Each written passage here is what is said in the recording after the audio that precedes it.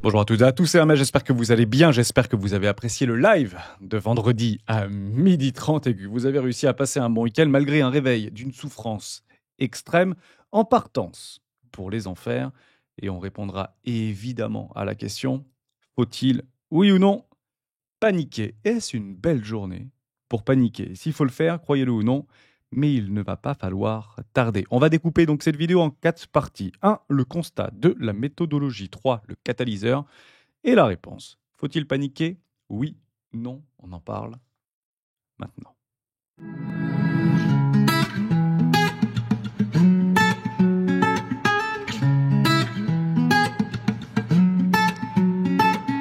Et juste avant de commencer, je vous invite toujours à rejoindre le code des rois du marché. Vous trouverez le lien dans la description. À l'intérieur, une documentation qui s'appelle la stratégie des 4 rois. N'hésitez pas à l'utiliser, vous en imprégnez, vous en inspirez pour vous aussi trouver votre propre style d'investissement, que ce soit sur le court, moyen, long terme, voire très long terme. Et vous pouvez l'utiliser à l'heure où je vous parle, puisque de nouvelles opportunités viennent de se créer sur le marché de nos crypto-pépites préférées qui semblent franchement saigner. On va bien sûr en parler dans cette vidéo. Si vous voulez la télécharger, c'est juste ici. Vous allez sur lesroisdubitcoin.com et vous pouvez la télécharger gratuitement. Parlons Bitcoin. Bon, jusqu'à preuve du contraire, actuellement, très clairement, et je ne pensais franchement pas y arriver en cette parfaite cyclicité et temporalité qui semble systématiquement se répéter. Sur l'ensemble de mes investissements, actuellement en crypto-monnaie, depuis les 2 derniers mois, je suis très exactement à moins 57%. C'est-à-dire qu'on était parti chercher quasiment des x2 un petit peu partout. On a pris des profits lorsqu'ils se présentaient. Stratégie des 4 rois oblige. Et je suis revenu dans le négatif. Et je vais être avec vous. Je ne pensais pas retourner au mois de janvier ou février 2025 dans le négatif. Ceci étant dit, force est de constater que nous sommes actuellement, en tout cas je suis personnellement, dans le négatif. Et c'est douloureux. Côté trading, je me suis fait littéralement shooter sur cette trades que j'ai actuellement sur marge. Il y en a 5 qui ont littéralement sauté et qui m'ont littéralement effacé près de 2,3% de mon capital trading. Et aussi étonnant soit-il, eh ben, on prendra le prochain 3. Fondamentaux actuellement sur le marché. Solides comme un roc. Les fondamentaux crypto sont solides comme un roc. La psychologie est très fortement polarisée. J'ai presque envie de dire maintenant fracturée. Technique intact. Pourquoi? On va le parler, on va prendre tout simplement au niveau d'une méthodologie sur du moyen terme, long terme, très long terme. Et on va commencer tout de suite avec Bitcoin en trimestriel. Que voyons-nous? Bon, rien de plus simple. La bougie est encore verte, soit dit en passant. On est dans un flux tendanciel extrêmement violent. RAS, hormis de la volatilité de court terme. Si je prends ici le total market, on va tous les prendre. Ça, on fera un tour d'horizon formidable. 3 trillions de dollars actuellement. Toujours dans une magnifique impulsion haussière. Nous sommes bien dans un flux tendanciel. La théorie de dos nous montre quoi?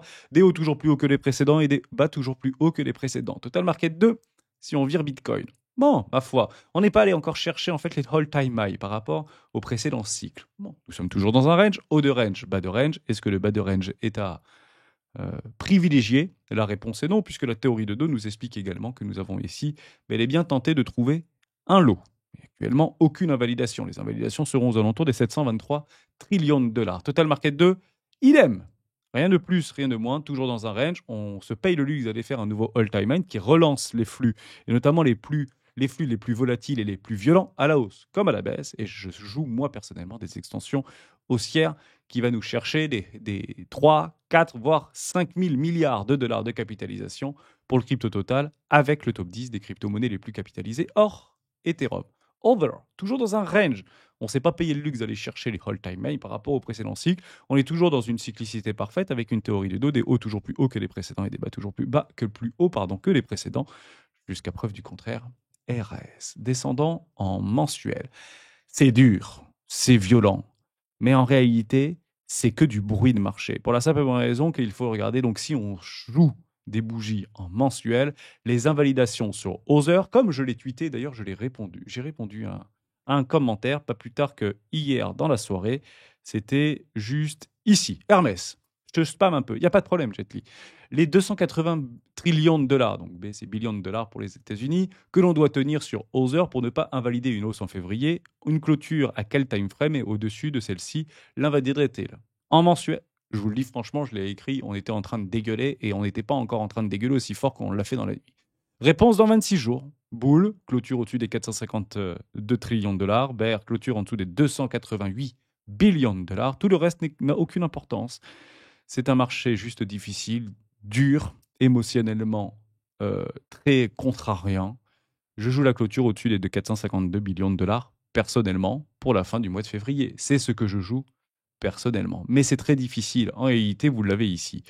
Si vous venez clôturer une bougie en mensuel en dessous des 280 billions de dollars, honnêtement, c'est bear. C'est clairement pas ce qu'on voudra voir. Pour la simple raison que si on l'observe, il faudra attendre donc au moins trois choses. Soit une structure en W, ça peut prendre des mois sur des clôtures en mensuel. Soit une réintégration avec une impulsion haussière très forte pour venir chercher à minima les 342 trillions de dollars pour aller ravaler l'intégralité de la bougie précédente. Ou, troisième solution, tout simplement aller faire all-time high, et comme ça, tout le monde est content. Mais bon sang, on est en mensuel. Et ça va être dur si et seulement si on a une clôture en mensuel. Tant qu'on n'a pas cette clôture en mensuel, c'est quand même incroyable à dire, mais bon sang, ce marché est foutrement haussier. Et c'est là où, en fait, je crée des tensions. C'est là où, en fait, j'explique que ce marché n'est pas fait pour tout le monde. Puisque les invalidations structurelles de ce marché, en se positionnant sur la théorie de dos, c'est de faire des bas toujours plus bas que les précédents et des hauts toujours plus bas que les précédents. Et actuellement, sans être constaté que sur une time frame en mensuel, c'est pas baissier. La bougie, en fait, n'est même pas encore clôturée. On est bien sur la bougie de février. On n'est que le 3 février. Et si on suit la cyclicité, et si on suit la saisonnalité, on pose des bottoms en hiver. Jusqu'à preuve du contraire, nous sommes encore en hiver. Et on fait des magnifiques rallyes au printemps pour aller vendre avant l'été. C'est dur. Mais c'est malheureusement une douloureuse réalité. Passons maintenant. On peut regarder d'ailleurs en mensuel sur d'autres indices. Et idem. Si on vient clôturer en dessous des 844 trillions de dollars, c'est bear, mais actuellement la bougie ne fait que en fait, de la volatilité. On vient d'ailleurs chercher des résistances ici par rapport à des précédents POC. D'ailleurs, Mati en a parlé hier avec l'ensemble des académiciens. Si on passe ici sur le Total Market 2, on enlève ici, on récupère Ethereum, on a bien une trendline baissière, on achète des trendlines baissières et on tente d'ailleurs de clôturer au-dessus d'une trendline baissière alors je vous parle, mais on attend tout simplement les clôtures, on a bien une théorie de dos, les hauts toujours plus hauts que les précédents, c'est très algorithmique, soit dit en passant, regardez-moi ces clôtures, à quel point elles sont parfaites. Là, on commence à la déchirer, je peux partir du principe, et tout le monde sera neutre à ce moment-là, ma foi, si on clôture le mois de février aux alentours des 1,33 trillions de dollars, tout est content, tout le monde est content, tout le monde est heureux, et on attendra tout simplement une forme de polarisation dans l'attente d'une résolution. Ce que je veux, c'est d'aller gratter les all-time highs tout le mois de février. Je me laisse 26 jours pour y aller, c'est encore ce que je joue aujourd'hui. Si vous regardez le total market avec Bitcoin, il n'y a aucune invalidation. Regardez au niveau de ces bougies-là, en dessous des 3 trillions de dollars, au-dessus des 3,72 trillions de dollars. Ici, la bougie n'est même pas encore clôturée, elle vient juste de commencer. Alors on commence par un dégueulis sur ce mois de février, et on sait pourquoi. C'est l'avantage. Encore, on ne saurait pas pourquoi. Ce serait extrêmement difficile et je vous donnerai le catalyseur juste après. Si on passe en hebdomadaire, bon, ok, c'est chiant. On va pas faire Bitcoin, ça range. On va faire ici, au niveau du total market, aucune clôture, parce que cette bougie-là vient de s'ouvrir en réalité dans la nuit de dimanche à lundi. Nous n'avons donc pas ici structuré ce qu'on appelle un M-top. Total market 2, non plus. Jusqu'à preuve du contraire, toujours pas de M-top actuellement. Donc on tente de piéger un W dans un magnifique M-top. Il faudra tout simplement attendre la clôture de cette bougie. Il ne faut surtout pas qu'on clôture en dessous des 1,22 trillions de dollars. Total Market 3, juste ici, toujours pareil. Aucun M-top qui a été prononcé, notamment sur une time frame en weekly. Jusqu'à preuve du contraire, ça reste haussier. On vient chercher juste de la liquidité sur un catalyseur qui est confirmé. Jusqu'à preuve du contraire. Other. Ici, mince. Bon, là, on l'a clôturé jusqu'à preuve du contraire. Donc, si aujourd'hui, on se pose la question si oui ou non il y aura une saison, personnellement, je le joue, mais je ne vous le confirmerai pas de façon sûre, certaine, à 99,9%. Je tomberai plutôt aux alentours des 97%. Soit dit en passant, ça reste très haussier. En tout cas, dans mon billet qui est extrêmement boule. Est-ce que je suis invalidé pour autant? Non. Mais il faudra que j'attende trois choses. Ce qu'on a vu juste avant, notamment mensuel. On vient réintégrer la bougie précédente, il faut minimum clôturer au-dessus des 350 trillions de dollars avant la fin de la semaine. C'est ça qu'on veut en fait. Parce qu'on voit ici une bougie de confirmation, on attend potentiellement une acceptation, et s'il faut paniquer, il ne faut pas attendre la résolution, jusqu'à preuve du contraire. Donc moi, ce que je veux, c'est une réintégration du range précédent, entre ici les 2,88, même si c'est une bougie en mensuel que j'attends, je peux passer en hebdomadaire, réintégration, soit une structure en W, et on a tout le loisir de le faire tout au long du mois de février, ou un nouvel all-time high. Elles sont où tes invalidations, Hermès? C'est très simple. Ah, c'est dur, mais c'est là. C'est aux 150 billions de dollars. Voilà, donc le marché, à l'heure où je vous parle, même s'il est descendu beaucoup plus bas pour venir nous racler les stops et qui m'ont fait sauter tous mes trades, quasiment, à moins 41% supplémentaire. C'est ce que les bears attendent. C'est très important de le dire. Si vous êtes des bears aujourd'hui, c'est ce que vous attendez. C'est le game over. C'est pas qu'on vienne racler une moyenne mobile de 100 périodes en hebdomadaire. C'est pas qu'on vienne clôturer potentiellement en dessous d'une moyenne mobile 50 périodes en hebdomadaire. C'est pas qu'on vienne chercher ou rafler une moyenne mobile ici, comme on vient parfaitement la tag avant de venir la retravailler, une moyenne mobile de 100 périodes une journée lière. C'est pas ça qu'on est en train de jouer. Ce qu'on joue, c'est les invalidations techniques qui se trouvent actuellement en dessous des 150 millions de dollars. Ça, je parle des bears. Donc vous jouez ça. Moi, je joue l'éclatage des 450 trillions de dollars. Voilà.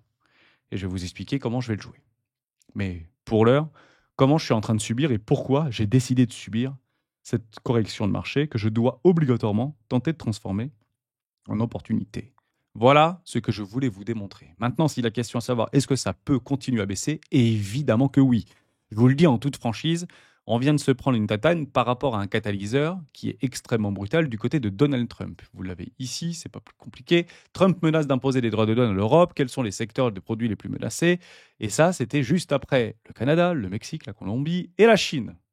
25% pour le Canada, 25% pour le Mexique et seulement 10% pour la Chine, alors qu'ils avaient prévu 60%, 50%, 40%.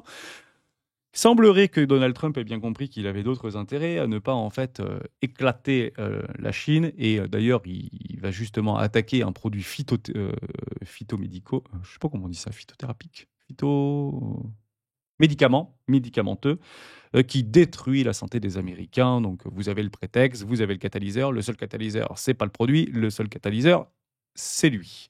Et d'ailleurs, dans la nuit d'aujourd'hui, merci pour cette news, droit de douane, Donald Trump admet que l'Amérique risque de souffrir. Donc vous voyez, il ne parle pas ici des Américains, donc il ne parle pas ici de ses électeurs, et je pense que c'est correctement traduit. Il parle bien ici de l'Amérique, potentiellement des Amériques, que ce soit le Canada, que ce soit le Mexique, que ce soit l'Amérique du Nord, potentiellement l'Amérique du Sud. Donc l'Amérique, le continent américain, mais il ne parle pas ici à cette administrée, il parle bien ici du continent, risque de souffrir. Et c'est la raison pour laquelle il doit s'entretenir ce matin même avec ses alliés. Parce que jusqu'à preuve du contraire, il est en train de tordre et tenter un bras de fer. Il n'y aura pas de gagnant dans ce bras de fer avec l'ensemble de ses alliés. Et c'est clairement ça, le Sell the News. Est-ce qu'on aurait pu l'anticiper? Est-ce qu'on aurait pu le jouer? Eh bien oui, on aurait pu le jouer. D'ailleurs, ça avait été annoncé. Personnellement, je n'ai pas choisi ce play, mais on aurait très bien pu venir tout simplement ici sur XBT, tout simplement se hedger comme je vous l'avais proposé aux alentours des 108 000 dollars. Et vous aviez trois possibilités pour le faire. Soit on réduit la voilure, on se déleverage, on réduit les positions, on vend, on prend des TP même si on n'a pas forcément atteint des objectifs, ou on short si on a la possibilité de le faire sur un échangeur en particulier, ou on utilise des produits structurés. Et en parlant de produits structurés, vous en avez plusieurs. Vous avez par exemple Bitpanda, avec qui je suis partenaire. Vous pouvez d'ailleurs transférer et recevoir 3% de cashback. Ça permet de limiter les frais, mais les frais sont assez importants, notamment pour des PSAN, parce que la contrainte réglementaire est très importante et ils ne proposent pas de contrats à terme et notamment des contrats futurs. En revanche, ils proposent des contrats, structurés, notamment sur le Bitcoin, qui peut shorter, que vous pouvez shorter. Alors oui, c'est pas la Bérésina, puisque vous avez le coût du capital, et si Bitcoin perd 30%, et ben vous n'allez pas forcément gagner plus 30%, il faut le savoir. Il y a d'ailleurs un tout petit effet de levier qui vient en fait directement compenser les frais que vous allez tout simplement payer, ce qu'on appelle le coût du capital. Donc faites attention à ce type de produit structuré, parce que ce n'est pas une représentation stricte, puisque ce sont ici sur d'autres outils, d'autres assets qui sont constitués, qui sont agglomérés pour pouvoir tenter de reproduire la volatilité de Bitcoin, notamment en particulier. Et vous allez vite comprendre qu'en fait, quand Bitcoin perd 30%, et ben sur ce type de produit, vous allez peut-être gagner, vous allez vous faire un gain réalisé peut-être de 22, 25 et parfois 27% en fonction des spreads et notamment en fonction du taux de financement. Voilà, il faut bien comprendre comme ça. Je pense que c'est clair.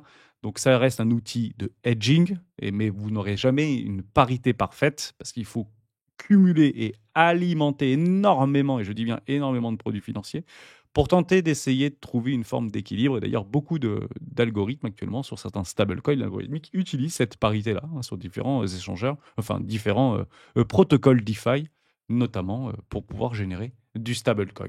D'ailleurs, vous l'avez, je crois que c'est... Je sais plus qui c'est qui a sorti ça récemment. Vous pouvez me le dire dans les commentaires. Je crois qu'on en avait parlé la semaine dernière, ou quelqu'un m'en avait parlé la semaine dernière.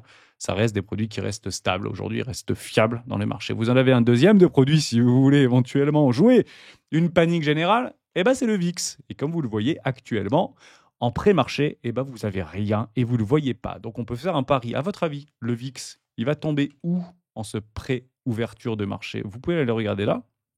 Alors, c'est pas maintenant qu'il faut le jouer, c'est trop tard, hein. Ça va vous coûter 5 fois le prix si vous voulez jouer le VIX maintenant. Actuellement, on est actuellement, donc vendredi soir encore, nous étions sous contrôle. Vous vous rappelez qu'on avait travaillé là-dessus. Sous contrôle, forte incertitude, panique générale.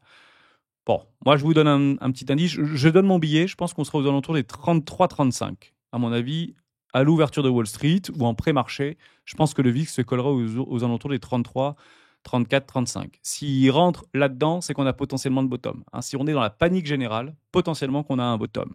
Si on est ici, c'est ça que j'ai envie de vous dire, ça va être... c'est assez contre-intuitif ce que je suis en train de vous dire, mais c'est une pure réalité. Si on est dans une forte incertitude, on n'est peut-être pas au bout de nos peines. Et ça dépendra bien évidemment du résultat de la réunion et de la concertation des États-Unis avec leurs alliés. Jusqu'à preuve du contraire, la Chine est l'allié des États-Unis, qu'on le veuille ou non. Donc si on est dans une forte incertitude, on n'est peut-être pas au bout de nos surprises et on peut aller chercher un pissage de nez bien plus important. Si on rentre directement dans une panique générale, à ce moment-là, vous pouvez agir et moi, personnellement, j'agirai à ce moment-là. Donc vous voyez, j'ai déjà une première méthodologie et un premier curseur ici plutôt psychologique vis-à-vis du VIX, qui permet en fait de cartographier le niveau de panique qui est actuellement ambiant sur les marchés financiers. Donc ça commence comme la semaine dernière, ça a commencé sur le Bitcoin ou sur les crypto-monnaies. Même chose ici, les marchés vont très bien retracer, en tout cas ouvrir dans un fort gap plutôt baissier. Je pense que d'ici quelques heures, on commencera à le voir, mais je tourne cette vidéo relativement tôt pour que vous voyez dès que vous vous réveillez. Bon, on a donc la méthode.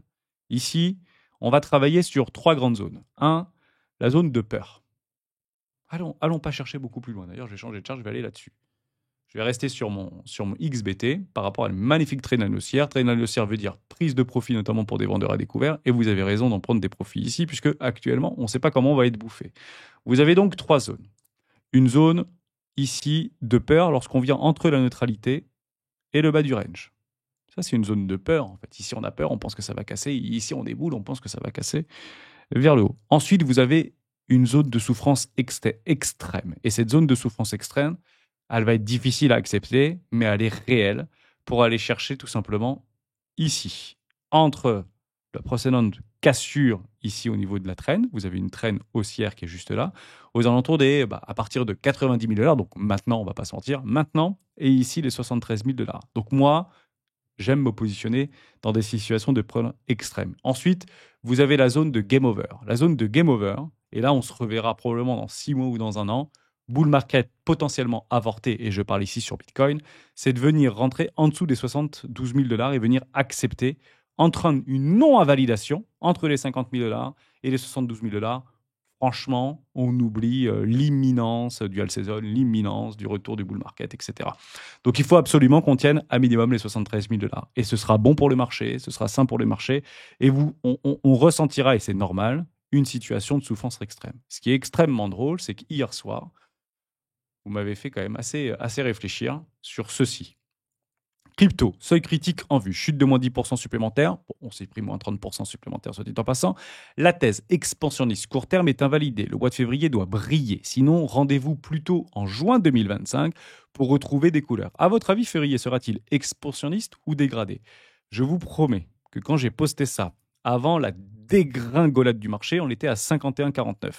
Et on se retrouve expansionniste, 51 pour expansionniste, dégradé 49. Et là, on est en train de chuter comme des fous, on est en train de pisser le sang et on a même augmenté encore ce matin très tôt à 53,47 et là on se retrouve aux alentours des 52,1, 47,9. Venez voter, c'est pas représentatif puisqu'il faut au moins avoir 1000 votes pour commencer à avoir une forme de représentation des personnes qui sont actuellement sur les crypto-monnaies. Mais vous voyez qu'on est très polarisé. On n'est pas rentré dans cette souffrance extrême, on n'est pas encore convaincu que le marché va crever. Et malheureusement, le marché ne nous donne jamais ce qu'on attend de lui. Et Bitcoin, et notamment l'ensemble du marché crypto, on en fait les frais en fait, de façon tellement récurrente que ça nous fait presque plus rien pour ceux qui sont là depuis quelques années, même si c'est très embêtant. Vous avez donc également une zone de game over. Et cette zone de game over, je viens de vous la donner sur Bitcoin. Je vais effacer ça, mais je vais vous le donner sur le crypto total, voire sur l'ensemble des cryptos Other, parce que c'est ça aussi qui nous intéresse. Donc je vais retourner par ma zone ici. Hop, donne-moi ma liste. Yes. Ici dans je sais plus quoi. Attente. Non, c'est pas attendre que je voulais faire. Voilà, c'est ici, pardon. Excusez-moi. On va partir sur le crypto. Alors, on oublie le crypto total 1, crypto total 2. On vient chercher quoi? Une trendline baissière. Ici, on achète des trendlines baissières. C'est juste formidable de l'observer. Pour l'instant, rien n'est bear. Vous rentrez donc actuellement, vous voyez, regardez, hop, ici, là. Là, on est boule. Ici, on a peur. On est donc polarisé. Ici, on rentre dans une souffrance extrême. Si vous êtes surexposé, très pondéré dans le Bitcoin, et je sais que ce n'est pas forcément la plupart d'entre nous parce que je suis un billet à moi tout seul et je vous guide en fonction de mes propres représentations sur le marché. Bien évidemment, vous faites le choix de me suivre ou de ne pas suivre. Donc, je pars du principe qu'à l'heure où je vous parle, on n'est pas dans une peur, on n'est pas dans une forme de peur, on est bel et bien dans une souffrance extrême. Et vous savez pourquoi? Parce qu'on a bien cassé par rapport à Bitcoin, là, sur le crypto total, donc on prend Ethereum et les autres, on est bien rentré en fait dans une zone et de cassure de range. Ah! Donc on rentre dans une situation extrême de souffrance. Et cette zone extrême de souffrance se termine donc ici, aux 715 trillions de dollars très exactement, pour aller chercher donc des invalidations. En dessous, c'est game over. Total Market 2, idem. On est bien rentré ici, dans une zone de polarisation. Ici, j'ai peur. Ici, je suis boule. Ici, je suis dans une peur extrême, dans une souffrance extrême. Invalidation, game over, en dessous des... c'est fort à dire, mais honnêtement, il n'y a rien de bearish dans ce que je vous dis. Et on se prendra une tatane de 43%. C'est la raison pour laquelle je vais arriver à ma conclusion. Soyez bien d'accord avec moi et soyez bien accrochés avec moi. Other, même combat. On est plus proche d'un game over que tous les autres crypto-totaux, Bitcoin et Ethereum réunis par rapport à ce qu'on est en train d'observer au sein d'un range. Et c'est la raison pour laquelle plus vous avez des petites cryptoactifs pépites, plus vous avez des petites capitalisations avec très peu de liquidité, plus il y a d'énormes volatilités. Donc quand ça va dans un sens, on est tous contents qu'on fait 33% et qu'il n'y a que moi qui fais 33% et que le lendemain on fait moins 87%, c'est quand même beaucoup moins rigolo. Et si vous regardez tous les agents autonomes IA qui sont en train de se faire dégommer, je pense que c'est un pièce bêchier. Je pense que ça va nous faire rêver dans les prochaines semaines personnellement, mais ce sera une vidéo dédiée que je vous proposerai pour bien vous donner ma représentation des agents autonomes et notamment du narratif intelligence artificielle. Si vous pensez que c'est mort aujourd'hui, en fait, je me revois dans la DeFi en 2021 et croyez-moi que ça a explosé et ça fait un feu d'artifice parce qu'aujourd'hui, les yeux sont rivés sur ce narratif-là. Le seul truc qu'on ne voit pas au niveau des cryptoactifs, c'est une rotation au niveau des capitaux pour aller chercher un narratif d'adoption. Donc, tant qu'on n'a pas d'adoption, tant que la dump monnaie n'arrive pas, j'ai répondu également à ce commentaire dans Twitter, partez du principe qu'on va se faire lessiver. C'est une lessive, mais à 1400 tours minute. Et là, on se retrouve bel et bien dans une forme de souffrance extrême, direction les enfers pour aller chercher un game over en dessous de la flèche. Voilà, la petite croix ici qu'on avait bien mise. Mais honnêtement, voilà, trendline baissière, on achète une trendline baissière. Il y a des opportunités qui s'offrent à nous. Maintenant, ces opportunités, est-ce qu'il faut aller chercher maintenant? Est-ce qu'il faut se jeter dessus? Non, bien sûr que non. On aura quelques jours pour pouvoir se positionner. Attendez juste d'aller chercher là, une petite consolidation. On va chercher le POC pour faire flipper tout le monde une dernière fois. Potentiellement, on fait ça. Donc là, vous avez en fait une première possibilité de réintégration. Je repasse sur le crypto total 3, mais on peut prendre n'importe quelle charte, ça marche très très bien. Hein. Même vos crypto-actifs préférés, ça marche très très bien. D'ailleurs, je suis content d'avoir constaté que beaucoup de nos crypto-pépites préférées n'avaient pas encore cassé leur précédent lot. Et si elles le font, on s'en fout complètement. On s'en fiche de regarder ma crypto. Je vais parler d'Atom, puisqu'on a fait la vidéo avec Romain hier. Je voulais poster, j'espère qu'elle vous a plu. Et puis, on continuera à faire ce type de contenu, même s'il y a moins de vues et que c'est très technique. Je pense que c'est important. Surtout les 2 sites qu'on vous a proposés et qui sont franchement géniaux en fin de vidéo. Mettez-les en place si vous voulez un petit peu suivre l'écosystème Cosmos. Je trouve ça vraiment sympa. Je ne suis pas du tout psychologiquement ou techniquement validé sur le Cosmos Sub. Et on m'avait beaucoup parlé, mais Hermès, c'est quand que tu fais ta situation d'arbitrage? C'est pas compliqué. Dès que j'aurai de quoi faire un arbitrage, actuellement, je le subis en réalité. Donc si vous prenez juste Ethereum, qui généralement Bitcoin puis Ethereum vient nous donner en fait une direction, puis tout le all season commence, Bon, bah là, on va plutôt chercher le bas du range, même si on n'est pas encore avalé. Sur les contrats à terme, on est parti plus loin. Et regardez, en fait, ce bijou de technologie de moyenne mobile. Ici, 20 périodes en trimestriel, trendline haussière.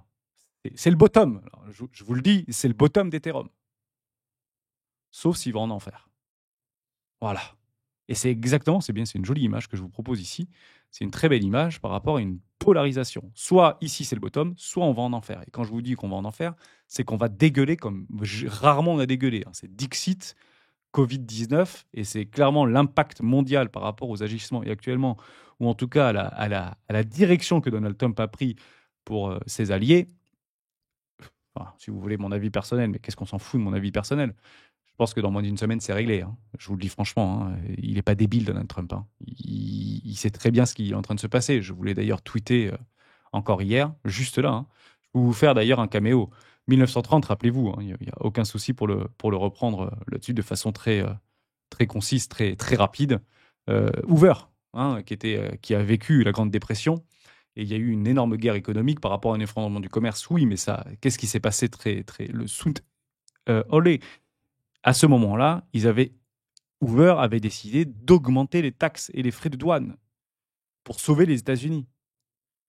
Eh oui, c'est ça la vérité. Et qu'est-ce que ça a fait en fait d'augmenter des taxes ou des douanes au sein d'une économie fébrile, une économie pas calamiteuse, mais une économie qui nous donnait des premiers signes de cristallisation. Bon, bah, ça a amplifié la Grande Dépression.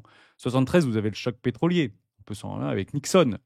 Vous avez également en 1980 la guerre monétaire entre le Japon et l'Europe sur je ne me rappelle plus, c'était Jim Carter, on avait fait une vidéo là-dessus. Jim Carter et Reagan.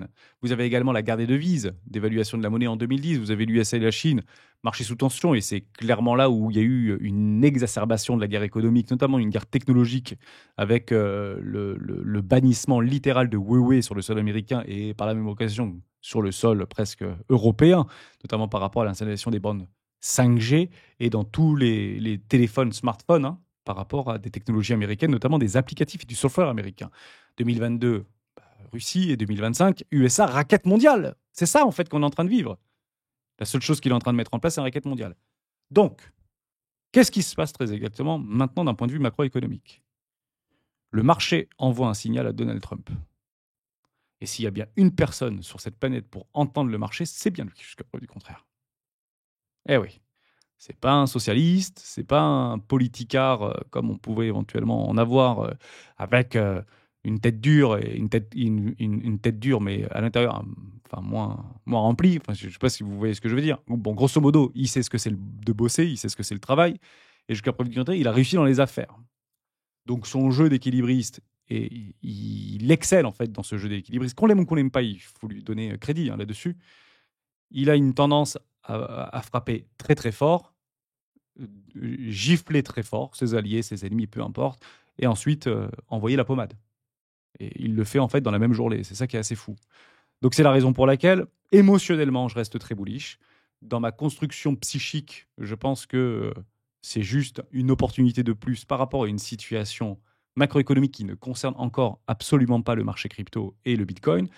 Même mieux encore, ça va les renforcer. Pourquoi? Parce qu'on va commencer enfin peut-être à se poser des questions. Si oui ou non ce type de personne, qu'il soit bon, qu'il soit mauvais, qu'on aime ou qu'on n'aime pas, ont oui ou non cette capacité à prendre des décisions pour des centaines de milliers de personnes. Parce que j'aurais préféré donner mon vote de gouvernance pour savoir à combien on allait voter, combien on allait assassiner nos alliés européens, canadiens ou ce que vous voulez. C'est ça la vérité. Et c'est super parce qu'en fait, les technologies blockchain permettent en fait de pouvoir mieux comprendre ce que veut le peuple. Et jusqu'à preuve du contraire, si on est bel et bien dans une démocratie, c'est à peu près ce qu'il faut suivre. Donc si vous êtes pour la démocratie, si vous êtes pour la liberté, vous êtes pro-tokenisation. Eh oui. Puisque la démocratie, ou l'âge d'or de la démocratie, passe par la tokenisation. J'espère que j'ai été clair là-dessus et que vous me compreniez dans mes différentes tirades que je peux vous témoigner, notamment lors des lives qu'on peut faire ensemble.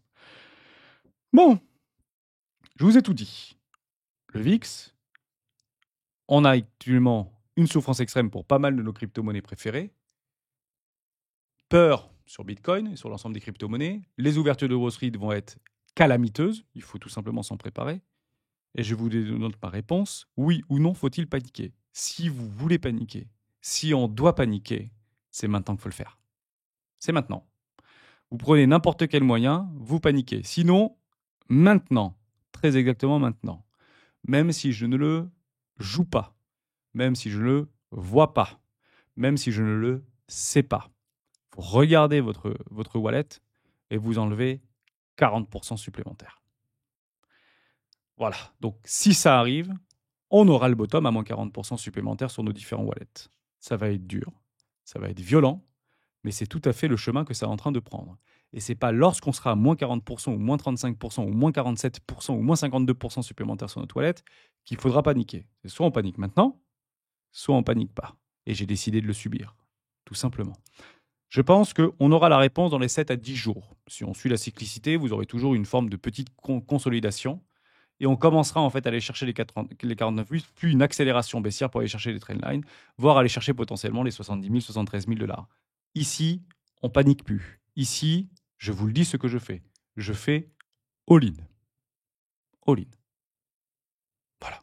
Vous savez très exactement ce que je fais.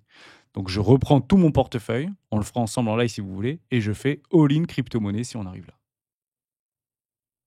Clair, net et précis. Toutes les invalidations seront là-dedans.